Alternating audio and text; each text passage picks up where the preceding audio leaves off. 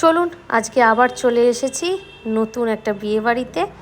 ঢুকতে ঢুকতেই পরপর stall, paneer, crispy chilli baby corn, fish finger, chicken satay, fish ball দিয়ে সব কিছু একটা একটা করে ট্রাই করার জন্য নিয়ে নিলাম।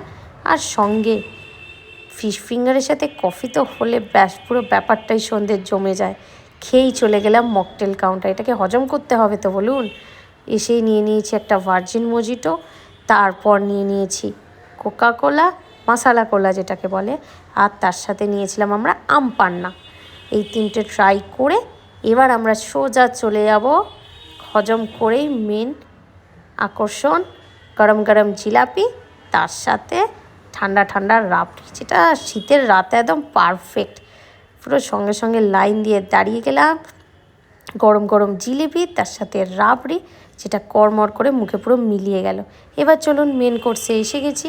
কাউন্টারে করেছিল হচ্ছে মশালা কর্ন, দই বড়া, ফিশ ফ্রাই, স্যালাড, তার সাথে ছিল মশালা কুলচা, চানা মশলা, পনির, সব কিছু একটু একটু করে নিয়ে চলুন ফ্রাই করা যাক। মশালা কুলচা দিয়ে কিমা দিয়ে চানা মশলাটা দারুণ লাগছিল। আর আমি একটু বাটার পনিরও এনেছিলাম, বাট দুটোই মিষ্টি মিষ্টি, তাই চানা মশলাটাই বেটার ছিল। এরপর চলে এলো টপ ব্যাপার স্যাপার, পোলাও দিয়ে কষা মাংস, যেটা নিয়ে নিয়েছি 3 পিস। এরপর চলে এসেছি ডেজার্টে, চাটনি, আনারসের চাটনি, তার সাথে পাঁপড়, কড়মড় করা পাঁপড় দিয়েই চলে গেলাম মিষ্টিতে। এটা করেছিল হচ্ছে মালাই চমচম, যেটা খুব টেস্টি টেস্টি করেছিল।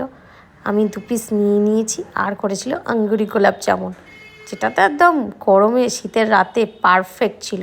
আর পান না হলে চলে, লাস্টে শেষে একটা পান নিয়ে